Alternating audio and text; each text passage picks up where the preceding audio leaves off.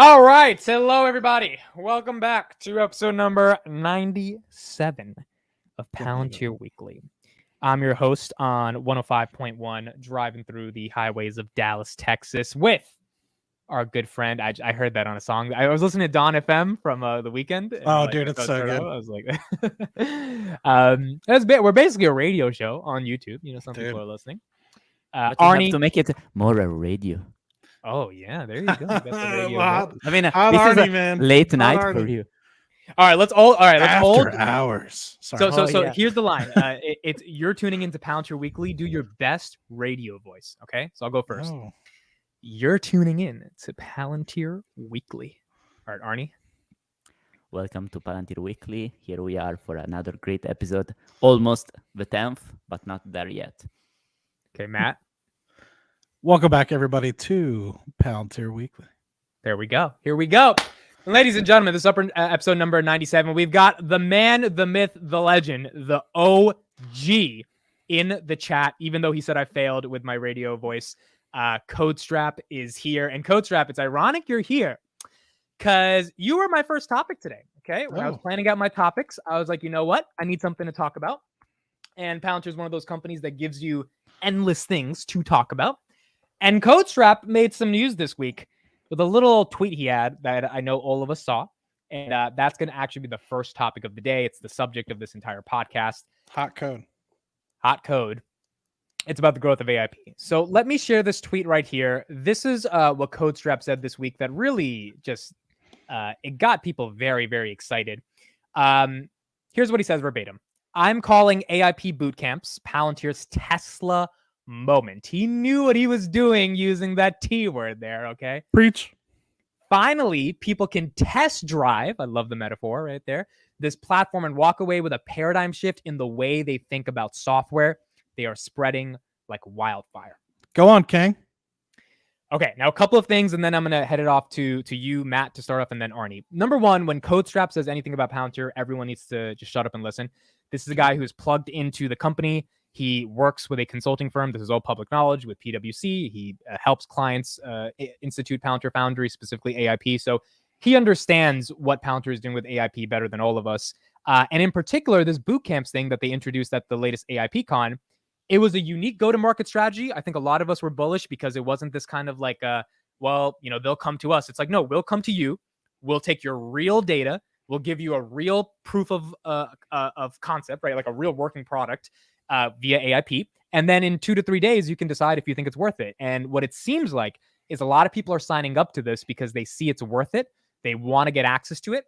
And Palantir is using this kind of whole, let's not monetize, let's give the product away, let's let people use it, let's literally build something for them within a couple of hours. And then hopefully we can convert them on the back end when it comes to client acquisition and things like that. So the Tesla moment, or what I understand, is the Model 3, when it became mainstream and people were actually driving it and they understood the value of it, that's when Tesla, the company, and then the stock as a byproduct was able to take off because the company had the growth to support the stock's valuation. The big bear case on Palantir is that the growth has not been there to support the valuation, and the growth we think is all going to come primarily from AIP. That's one of the big verticals for them to be able to launch over the next decade. How do you feel, Matt, about CodeStrap tweet about this potentially being a Model 3 Tesla-esque moment to get AIP to start getting out there into the world?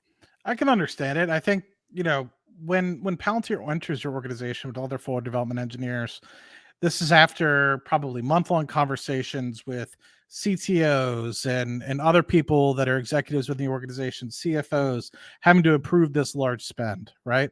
So eliminating all of that, if Palantir just goes and says, hey, we're having a boot camp, right? Come see if you enjoy it, see if it's something that could fit well into your organization.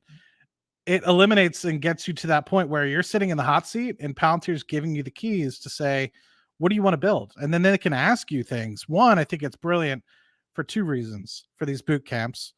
Is one, they can ask you specifically how to build customized software in your organization, right? And that's important for two reasons. One, you feel like you're in control of your own destiny and being able to build custom software from the ground up. And two, it gives Palantirians the input to be able to help build items within that industry.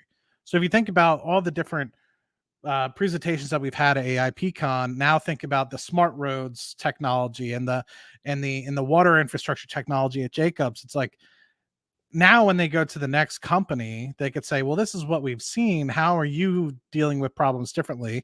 And they can kind of help them along and understanding and things. So I think that that's a brilliant piece. So not only are people getting in control, the frontline workers are getting control much faster, but two, you're eliminating a lot of bureaucracy that is having to be kind of top down driven. And so I think that that's probably where you're going to start to see more uptake in some of these companies. And if it takes off, it takes off, right? I think that the thought is, to me, is like, if you're able to get these people into, let's just say, boot camp, sign them up, trials or something like that, and they're able to build in it very quickly, then they're going to start to automatically infiltrate some of these companies. So this is something that I'm speculating on, and CodeStrap could probably do a lot better of. But it's like, I don't know what the entry requirements are. Can I, as an engineer, go to some of these boot camps and be like, I want to try this within my organization? And at UDoc, say we didn't have a massive contract with them already. At UDoc, I could be like, hey, I'm actually using this. This is something that we should try building. We have a 60-day trial. What do you think? And chat, regularly with some folks and Palantir to be able to. So the barrier to entry, you think, is just very minimal. Well, before you had to like have Alex call people. Like, there's so many stories about the CEO of UDoc and how they met and how then they were able to come up with a deal. And for those of you that are, in this, that I'm talking to, Arnie and Amit, you know exactly what I'm talking about. Like how much of it was a relationship piece with the CEO, with Carp and being able to establish that.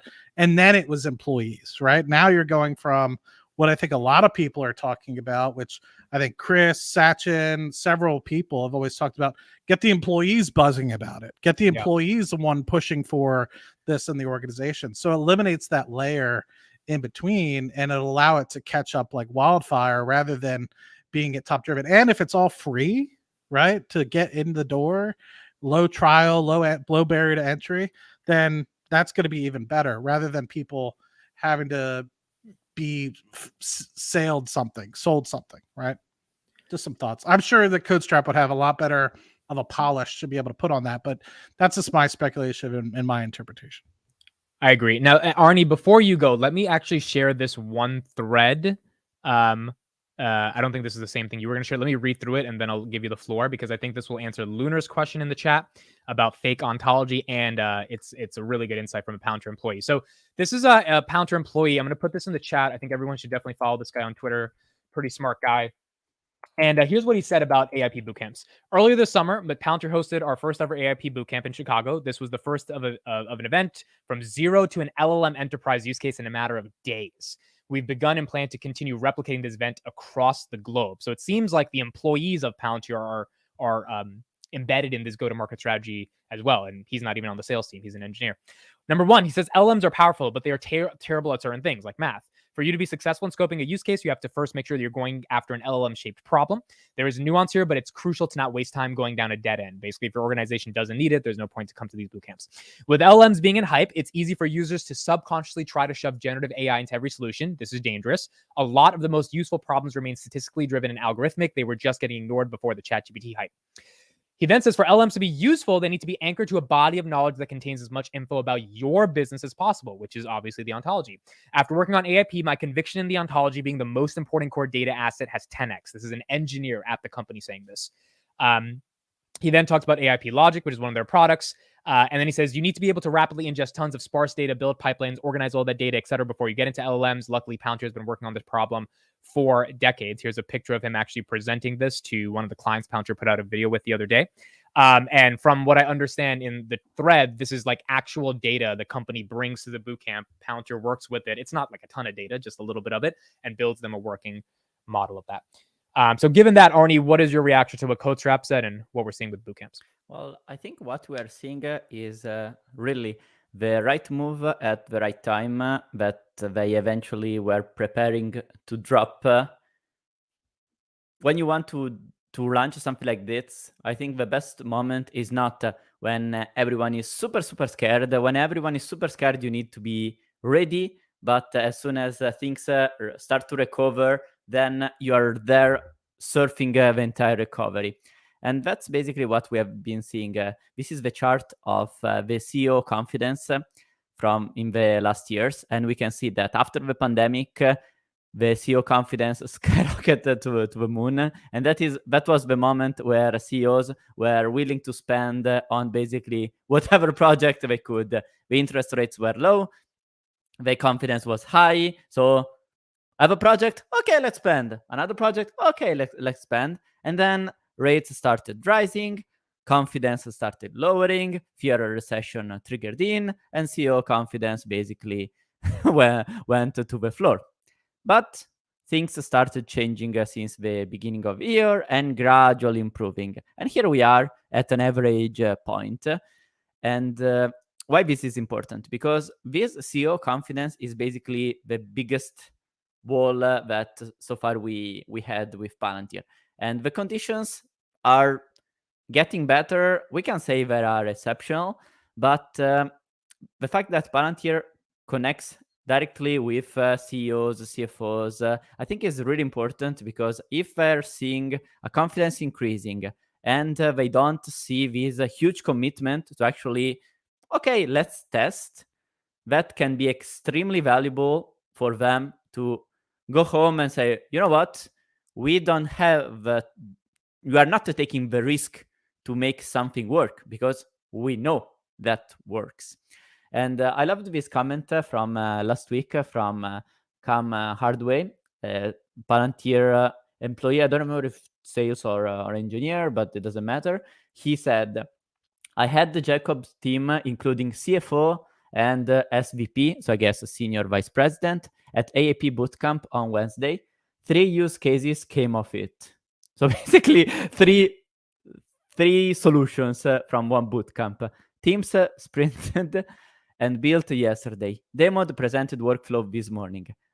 This That's pretty insane. That's pretty is insane. a simple tweet that gives you the idea how strong these things are. Basically, a CFO and a senior vice president created a product. That's incredible. And those are the decision makers. They're the guys who are gonna buy this shit. Imagine you're the decision maker and you are not listening to a 30-minute pitch. Oh, you need to buy this. You need to test. Please test us. But you have proof, direct proof. It's like, holy shit. I mean, there you're not going to a steak dinner being sold about it. You're actually going to a boot camp and doing it in real time. I mean, it is probably is even less expensive. Yeah. So let's talk a little bit about that. What do you guys think the costs are around this go-to-market strategy? Because I'm actually concerned in the sense of curious. How do they pay the salespeople on this, right? Because if you're doing a boot camp where Alex Karp is rolling up his sleeves, like, are salespeople setting this up? If you have people coming organically, does that reduce your sales costs, your commission structure? This is kind of confusing, but it seems like it can work itself out. Well, let me first share a little bit this, because this is something we haven't mentioned and strictly connects, and I think is important. Shout out to Enrique who found this. Basically, we have proof from this tweet that the AIP bootcamps are free. So, oh wow, we don't. So, shit. Mike Maziello said, "So glad our company finally decided to simply let people try it for themselves." Yeah, meaning the company doesn't have to pay anything to attend the boot camp, essentially. So you want to attend the boot camp for free, you have a LLM product that works. And by the way, C3 AI keep insisting of having pilots, and they were getting paid actually quite a lot, like some 100K for the pilots, for 6-month pilots. So I think that was hit to that. It's like, okay, you have the opportunity, or you pay for a pilot that takes many months. Hopefully you bring something out of it, or you come to a boot camp for free in 35 days. You go home with something that works, and if that works, it's like, okay, maybe we should spend on this solution. So interesting data point that tells us boot camps are free. We don't know how this is actually monetized afterwards. Probably is just an integration of Foundry and be sold as use cases, but we can really know. In terms of sales, well, surely I guess that if someone closes a deal, like someone brings a client, it would get a commission or so. But keep in mind that Carp mentioned we are basically shifting the entire company equilibrium toward the success of AIP. Even Right. the SBC will be linked to the SBC. So if you just pay sales more, you basically have more inbound. But if all the SBC structure is set in a way that or together we win or together we fail, I think that's a perfect alignment. So also here you see SBC is so annoying, but at the end of the day, in moments like this, is what truly motivates people. Okay, let's go for it. Attack. So I think one of the things that I'm thinking about, so getting back to the stock and how it's going to react, I think what you're going to see is a large explosion in customer count. But a lot of this is going to be very low revenue generating initially. So I think what you're going to end up seeing is higher customer count, revenue per customer overall on average going down and to the right.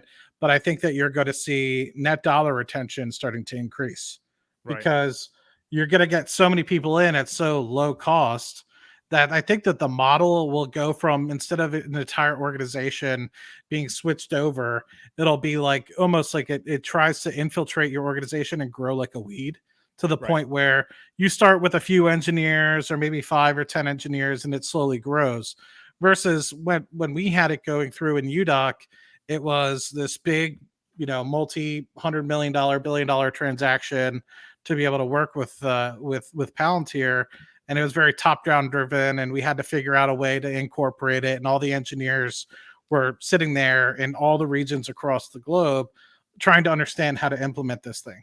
Yeah, And so you your company's UDoc's process of incorporating Foundry 10 years ago doesn't seem like that's the case with AIP. It's a totally different approach. Yeah, it's a different approach, but keep in mind, I'm sure that a lot of these companies are having to probably set themselves in the backbone of Foundry still. But I think Yes. that Yeah. what's going to end up happening is you're not going to have these large $100 million, $50 million contracts. I'm sure you'll still have those come through, but I think what you're going to see is the much smaller customers starting off at 500,000 to $1 million, and eventually growing on an annualized basis. So the hope is that you continue that NDR, but that's just an assumption, right? I don't necessarily know if that's going to end up being the case.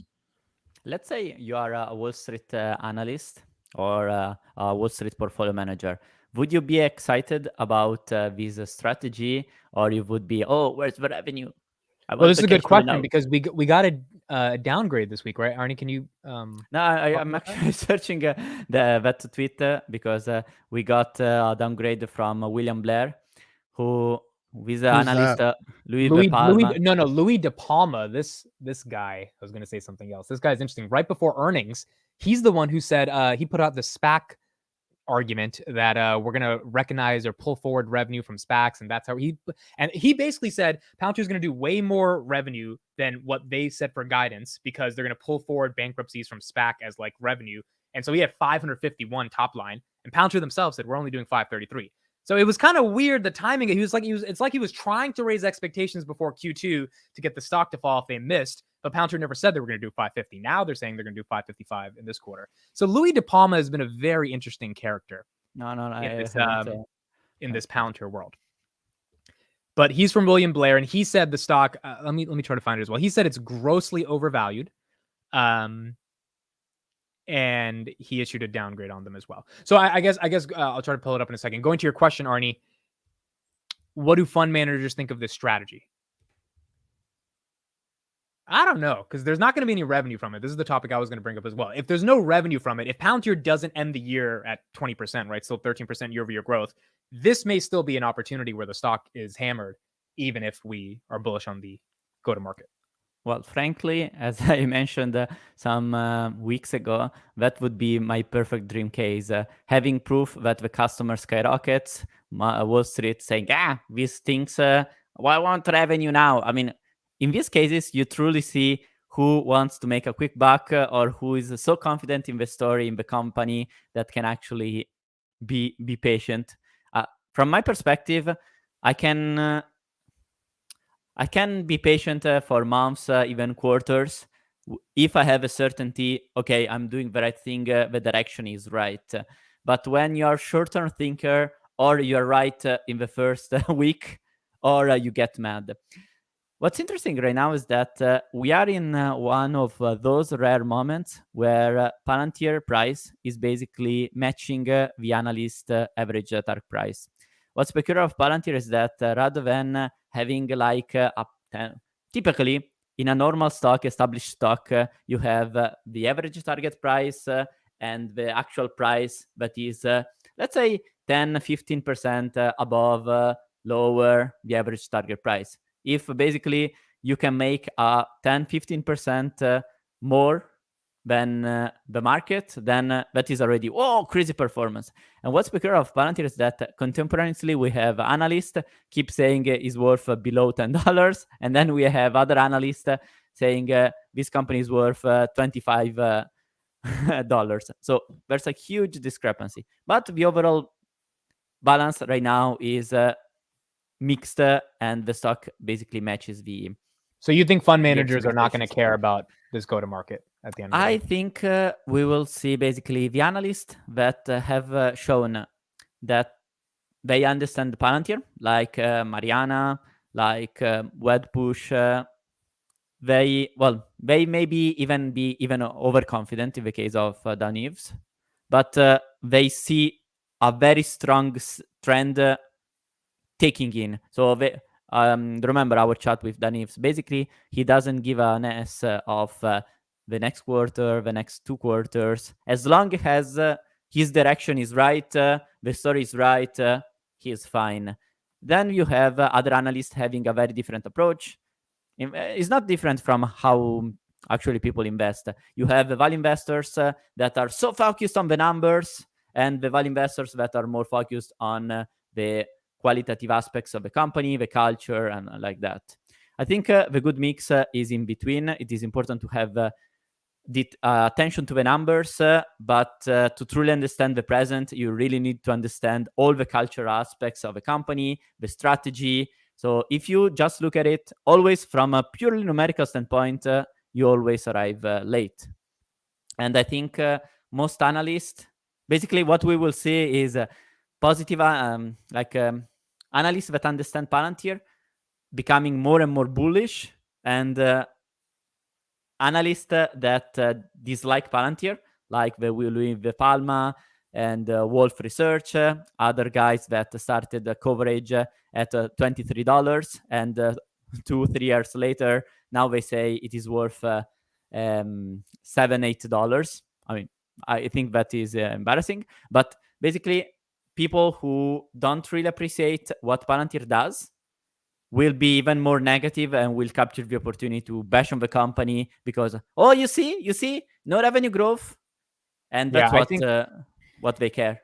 Yeah, I think the big thing here is that I think CodeStrap's tweet about the Tesla moment, it really could happen for Palantir even with an explosion of the stock, because if the revenue growth and those customers come all at once within a quarter, 2 quarters, which is kind of what happened in 2019 for Tesla 2020, the thing explodes. Like that whole $9, $10 range, that's like not happening again, right? Like it's just, we're in a different world at that point, right? We get a new normal, we get a new capitulation phase. They haven't shown the numbers for us to justify that, for the market to give them that premium. But if it does happen, then it happens all at once. And if you're out of it, you're out of it. Well, you need to convince, basically, to share the confidence in the stock. But we have to remember, Karp doesn't play too much the Wall Street game. I think he played it when it was necessary to elevate the moral status of the employees, as they receive a lot of stock-based compensation. I think he's pulled back a little bit, yeah. Now there is no need to keep pushing to make Wall Street excited. He's more in the phase, we do our own thing, the market will take care of itself. Basically, he reacted only when it was truly necessary to actually give that sparkle to the employees. But right now, the stock is at a level where employees can't really complain. If they're inside, like the stock is high enough to make employees safe, that they are not losing money, and the employees know that things are actually going better than it is perceived. So from carb standpoint right now, I would not push too much on basically playing the Wall Street game. I would just focus on getting more and more customers. If analysts will complain, I would say better for us that we know that there is this discrepancy between what market perceives, oh, no revenue now, and what we see, holy shish, a huge revenue explosion coming in the next quarter, years. Yep. I agree. All right, let's move on to this next topic because this was some pretty breaking news over the week. And I know we've talked about it a lot, but I guess just some updated thoughts. You got Bloomberg with 4 reporters on this one. 1, 2, 3, 4 people on this story about Palantir closing in. That Arnie thought that meant the deal was over because he misinterpreted what close. You want to tell that story, Arnie? Well, after having studied an entire life English and actually also having been in the UK 1 year for studying, I actually discovered something peculiar about the English language. That if you read closes in, doesn't mean you close in, like lock in, but close in means something very different. And I think Bloomberg exploited that because the first version of this article was Palantir is closing in. So, okay, it's not there yet. And when I woke up, I saw they changed the name of the article, and from closing in became closes in. So, okay, we got the deal. We have done it. I rapidly posted. And then people say, hey, Arnie, look, be aware that closes in is not the same of closes. I was like, you're kidding me. And by the way, you're like, come on, man, just give us the fucking deal. Let's move on from here. The torture continues. But is this an American way to say it? Because I asked my friend who studied in the UK for 5 years, and she said, I never heard about this. Yeah, it's like a more casual way. Obviously, Bloomberg wanted a clickbaity headline, but I mean, they couldn't officially say we got the deal. Yeah, they succeeded. They couldn't say we got the deal because we haven't got the deal. But how do you guys feel about us closing in on the deal? I mean, it seems like Bloomberg putting 4 reporters on it, they don't really get things wrong when you got 4 people on it. I mean, they get things wrong sometimes, but I don't think they're getting this one wrong. Matt, any thoughts on us finally nagging in the NHS deal? Do you think it actually helps the stock or factored in, or it's just one of those things we had to get done? I think that, how do I say this lightly and not offend anybody? I mean, did anybody think that there was really more than a 10% chance that it wasn't going to go through? Yeah. I mean, to me, this we keep talking about it because it's been delayed so much, but in reality, I think it's been something. I hate to be like the bearer of bad news and like not be hyped up about it, but I feel like we've all been very confident, 90-95%. Maybe that's our bias coming through, but just looking at the statistics alone about how well the platform has assisted with the metrics within the organization, or the NHS rather, it'd be astonishing if they truly let politics get ahead of the health and well-being of the citizens of the UK. And so to me, it was always kind of like okay, let's do this horse and pony show. Let's get all the politics out on the table, but eventually we're going to do what's right and best for the citizens of the UK. I would have been very distraught personally if, with all the success that we've been seeing in the United States healthcare systems with Foundry, and then obviously with what happened in the NHS, if the NHS turned their back and said, absolutely not. That would have made me realize how corrupt things truly are around the world, because it just wouldn't have made sense. But to go back to your answer, I mean, I think it's pretty much a slam dunk. I could see a chance where we are in that corrupt world, and we are living in a simulation, right? Where it's like, you know what, let's just pull the plug on this because of politics. But I don't think that I think that sometimes the headline news media that posts a lot of these things, these political charged things, aren't necessarily in reality. And I think that just like what happens with the normal news media in the United States, a lot of the truth comes out on Twitter or comes out in between the lines, behind the scenes. And a lot of times, what they're trying to do in these main news outlets is sell papers, sell advertising. And so with that, they'll boost up the propaganda utilizing spyware company US. It's like, that's just all showmanship. It's all clickbait. I have two questions for you. First one, how likely do you see this to be sell by the rumor, sell the news kind of structure? That is something that often happens on Wall Street. And the second question is, wait, I don't remember right now. So let's go for the first question first. I think it's definitely possible because the stock is at 1667. It's gotten a pretty damn good premium this week with an ugly macro. I kind of feel like, and remember, it went from 15 to 16 basically on this Bloomberg article, essentially, right? So I think the article and the NHS stuff is kind of baked into it, I would argue. I don't Actually, think... yes. The second question was, how do you think that was already priced in? Because the analyst, Louis De Palma, said, that was already priced in. I mean, after the stock popped, yes, maybe, not before. Yeah, I mean, at 1390 2 weeks ago, I don't think it was priced in, but then so much shit came out over the past 2 weeks about this NHS deal that, yeah, it makes sense it's at 1660. The problem is I do not think the macro is good enough to sustain some of these levels on a lot of stocks we're having right now. I think we'll have an end of year rally, but I think it's going to be a little dicey before that. Or it could just keep going. 17, 18, 19, who knows?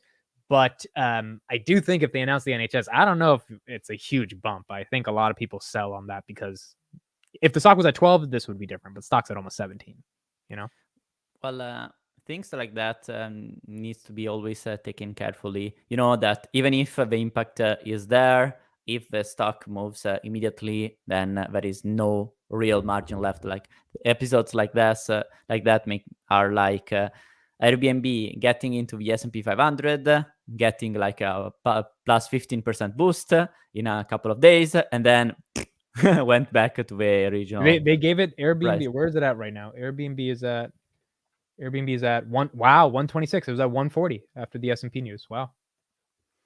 Yeah. So things like that can happen, but if you are a long-term investor, I mean that volatility basically only helps you getting the position, or maybe if you are a short-term trader, you have a nice spike and whatever.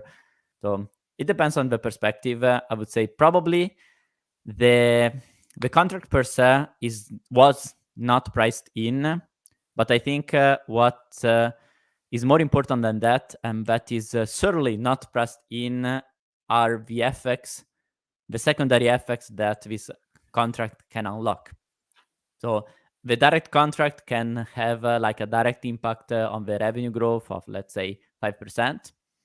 But what truly matters is that if this deal goes through, then you have all the second, third order consequences that are not priced in, meaning like imagine how cool it would be to make a road show around Europe. Hey, we solved the NHS deal. The NHS was so problematic. He had so many problems, and we unlocked a crazy amount of dollar value, crazy amount of time. And if you want to have a health system that actually works as well as them, here we are. It reminds me of my first business. I tweeted this a week ago, but it was a debate online tutoring business. And in our first year of being in operations, back in 2017, our kid won the national championship. It was called the Tournament of Champions. He was a kid from Arizona. We were coaching him. He won the whole damn thing. After that, the inbound we got, like, we didn't have a marketing budget. Like, that kid winning the championship was marketing. For Palantir to fix the NHS, and within 2 years, they'll have results by 2026 of how they've been doing. For them to just show that to commercial clients and government clients and be like, if we did this, like, you really think we can't do whatever little thing you need done? I mean, that's winning the championship in the Look, context of data and it analytics. is very, very similar from what I saw in investment banking. Basically, you can make all the slides in your deck as cool as you want, but at the end of the day, you win a deal when you can show you have already dealt with a similar situation. In investment banking, you have this slide with what are called the tombstone. Basically, the number of deals and the aggregate amount and the sector, so the little logo of the client, showing we made this deal with this company, we made this deal with this company, we made the deal with a company. Basically, the higher the quality of your tombstone slide, the more you can show you have a positive track record in making those kind of deals. If you have that, basically, you don't need to spend like 30 slides deck to, hey, please do the deal with us. It will be the bank, the company saying, okay, you already made that deal, something similar, it went well, I'll call you. It is when you are still at the beginning, you want to show that, hey, I haven't done that before, but I think we are providing something valuable, that you need to spend a lot of marketing time, effort to actually convince. Remember what Karp said, I provide you the evidence and you convince yourself. That's the mindset. So having proof of value unlocked will be extremely more valuable. And think this way, also like Tesla are basically rolling ads on wheels. Yeah. Because when you see that car, unless you have very bad glasses, very dirty glasses, you can't appreciate how cool the design is. In the software world, if you solve the army, the NHS, the biggest customers in the world, in whatever sector, sooner or later people will notice, hey, they're solving actually big problems with the most cool brands in the world. Tombstones. Yeah. No, it's the basic psychology of sales. If anyone here in the chat has done anything entrepreneurial when you've had to sell yourself, you need proof cases, you need examples. And the easiest way is to just be like, I did this and I did it at the highest of levels. It's like, when I sell myself as a private debate coach, when I can show my kids have won literal national championships, it's not a question about the ability for me to do the job. Now it's a question of price. Then we get to the deeper question. So it's like, if they can solve the NHS problem, and think this way. Think the amount of time, energy that basically you invested in the kid, the reputation you put on your line, that compared with the output, probably you were underpaid because 100%. basically you provided the value to actually win. So for you, that was pure marketing expense, and you were making a huge bet. Palantir is making a huge bet with the NHS, basically 2 years of work for free. And by the way, if it is for free or almost, that by definition is not priced in. Yep. Good point. And in the Ukraine, like, we are completely forgetting right now that there is a huge reconstruction contract waiting there for when Ukraine will actually start to reconstruct. Like, becoming the operating system of a country, that's big. And also there, think of the secondary, third order consequences from that. By definition, these are stuff that can't be really priced in. Because bro, no software company is doing this shit, bro. No software company is doing this shit. Like, think as an analyst. You're an analyst. Can you actually write a report saying, but they will get the revenues from something that so far you don't have really any proof, any real number? You can't be confident on that. So by definition, it's not priced in. But if you are confident, the direction is right, the value is unlocked, on my side, I think it is only a matter of time. I think the thing that's interesting, and I like what CodeStrap wrote, which is they're challenging the status quo. It's like, imagine you're a XYZ supply chain company, and you come to Microsoft and you're like, hey, we're really curious what kind of customized software you guys can build for us because we're really struggling with these problems. They'll turn back to you and say, well, we have this product called Office 365 that allows you to write Excel, Word, PowerPoint, Microsoft Teams. Okay, cool.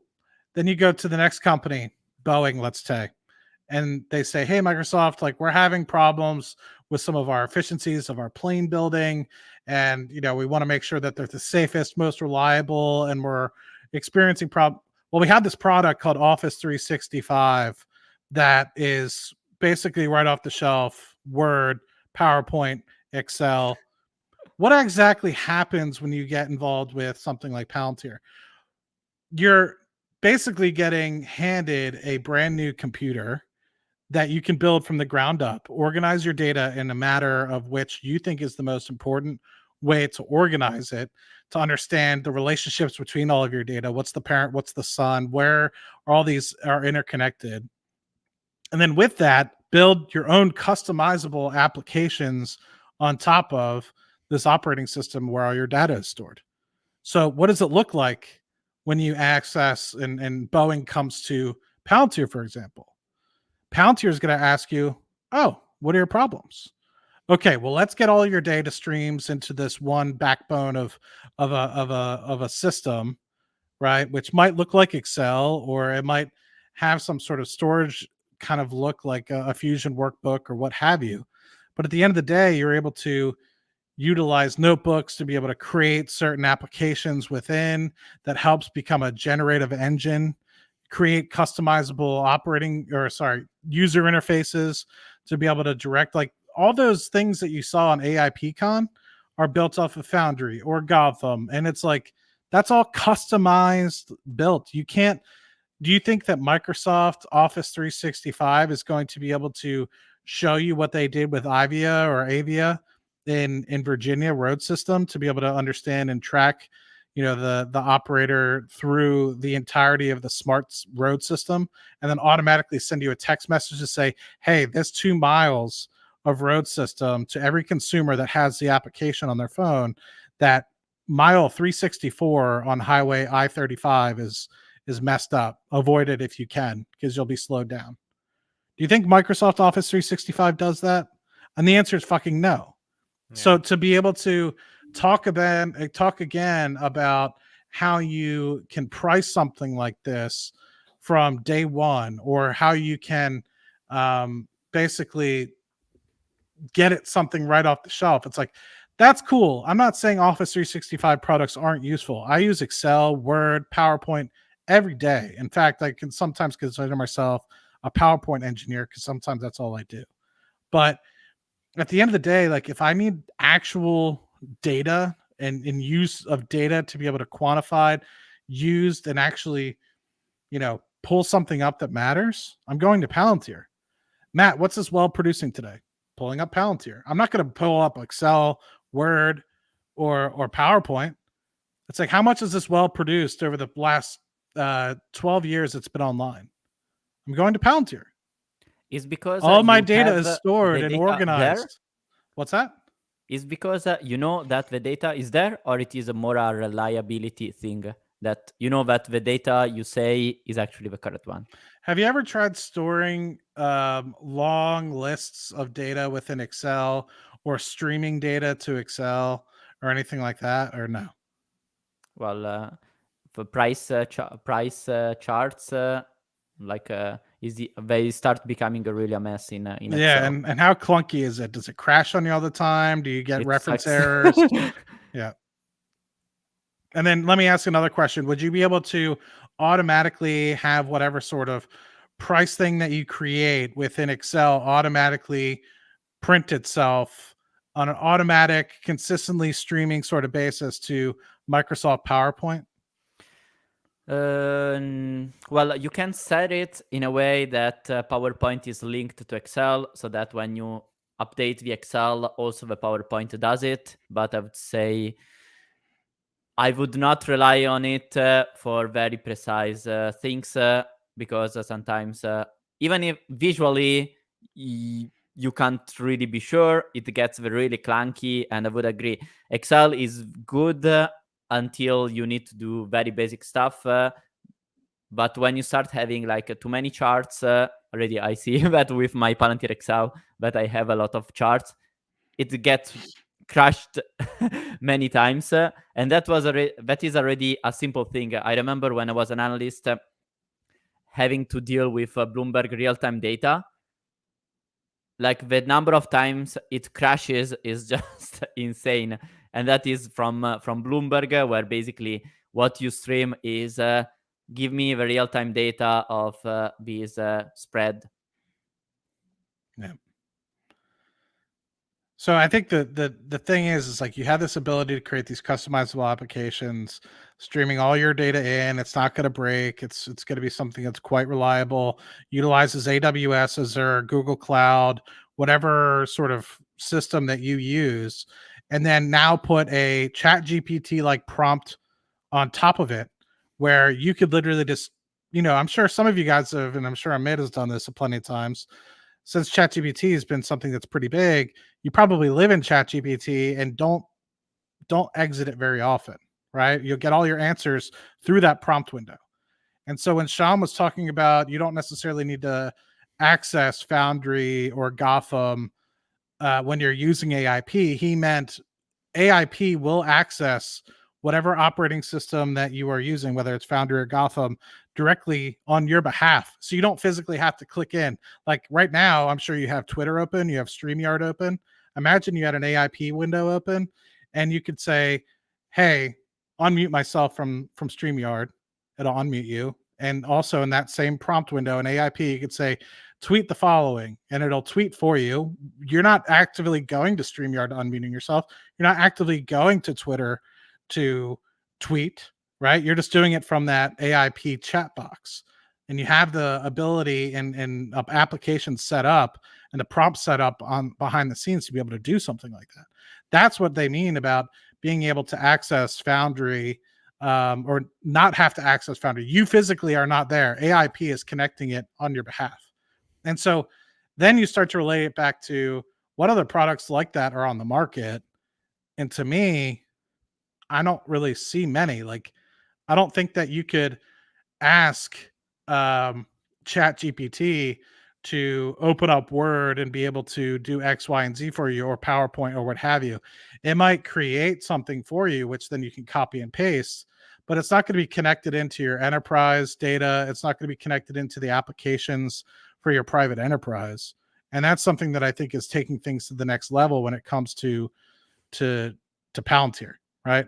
And I don't think that people fully recognize that. And it's easier for me maybe because I've been using it and I know I'm still describing it inappropriately, and CodeStrap's probably shaking his head in the background while he's listening to this, but I hope I give it a little bit of justice.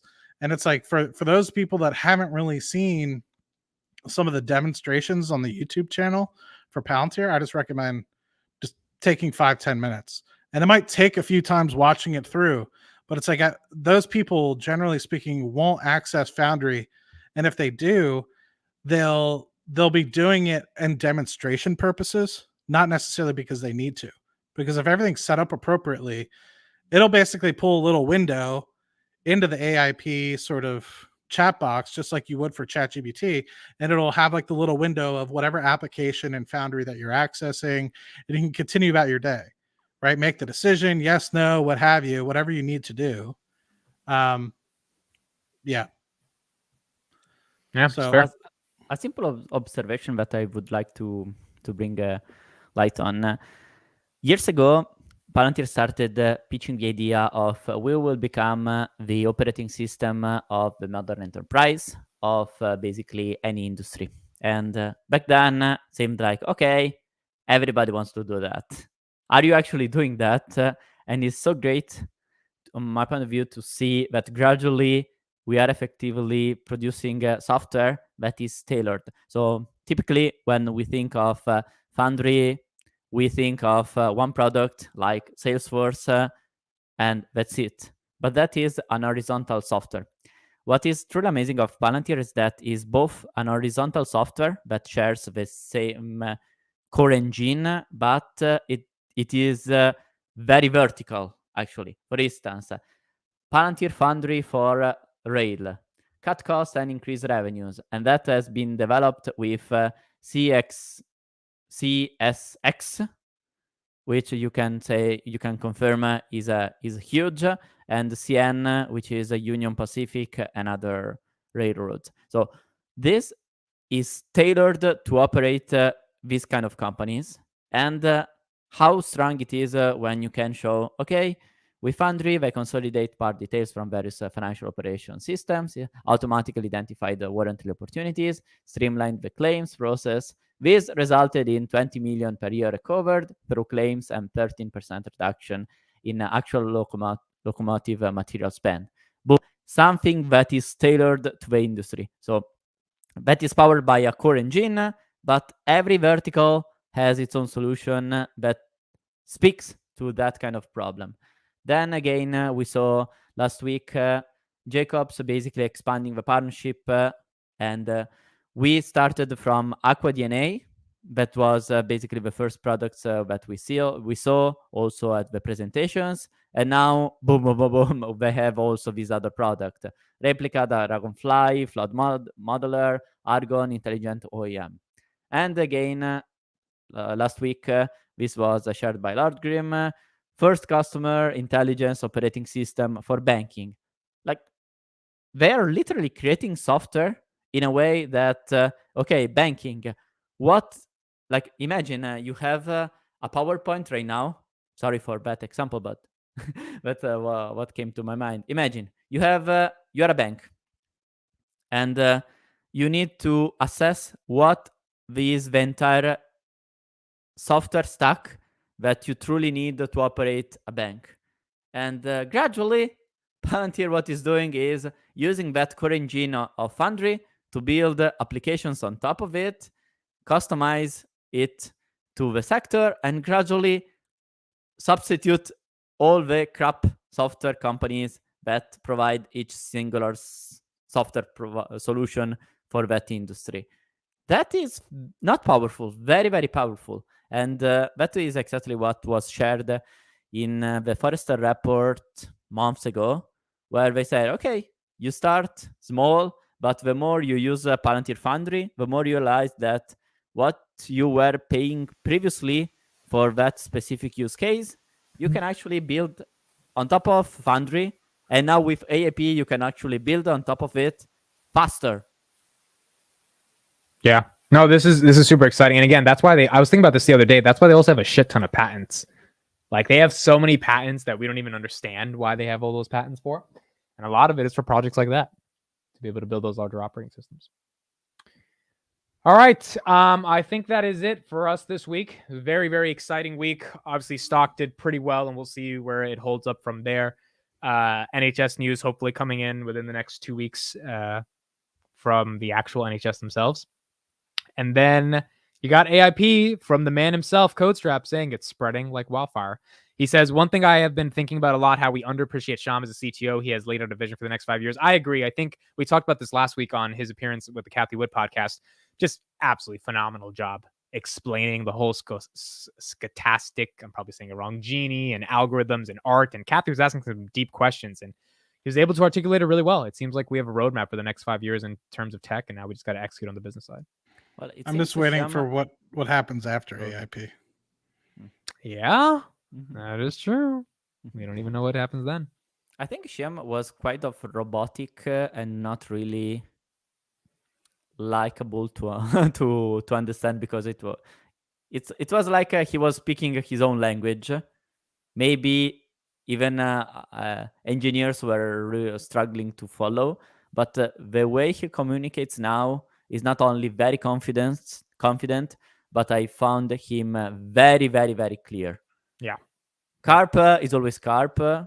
It really depends on the interview, but I think Shyam is setting himself as a very good leader. I don't know. I feel he's better for this role rather than COO. I agree, because he was their first forward deployed engineer. It makes sense that he's the CTO. It makes a lot of sense. So, well, he was one of the first 10 people now, or 12, but it doesn't really matter.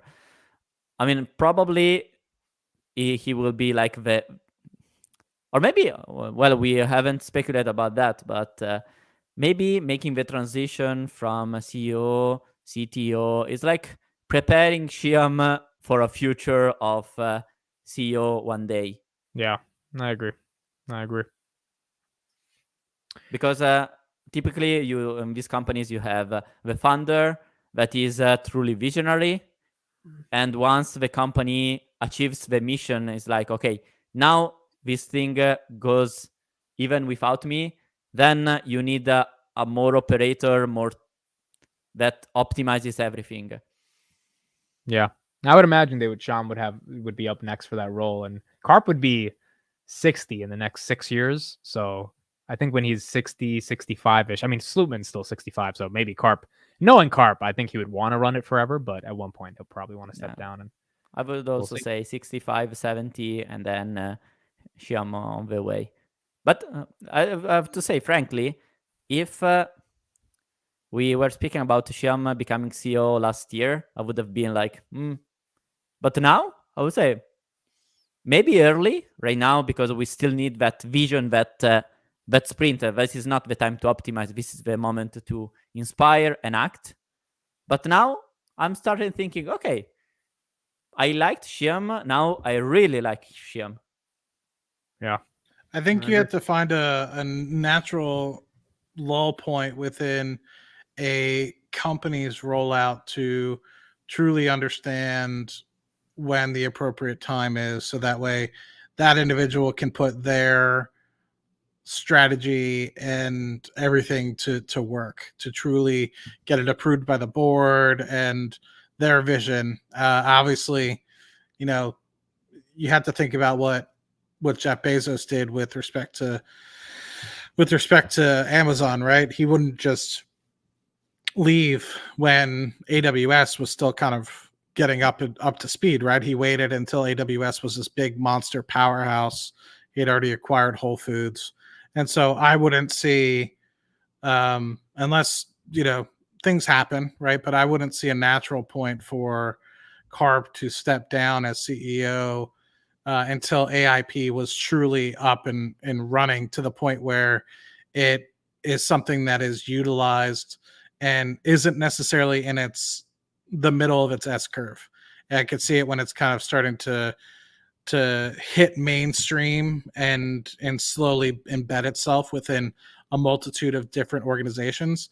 I couldn't see him leaving before some sort of NHS deal, before a lot of hospitals adopt what has already been done in Healthcare 360, or is it Hospital 360? Hospital 360.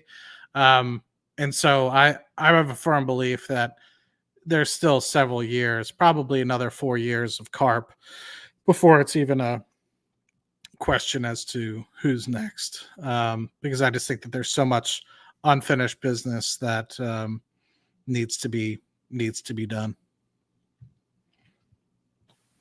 All right. That is it for us. Thank you all for being here. Another episode of Palantir Weekly. We'll see you for episode number 98 next week. Hopefully we get an update on this NHS deal, and we'll keep going from there. Have a great weekend, everybody. Markets are closed on Monday, so we will see you next week. Ice cream so good. Ice cream so good. Bye, everybody. Have a good one.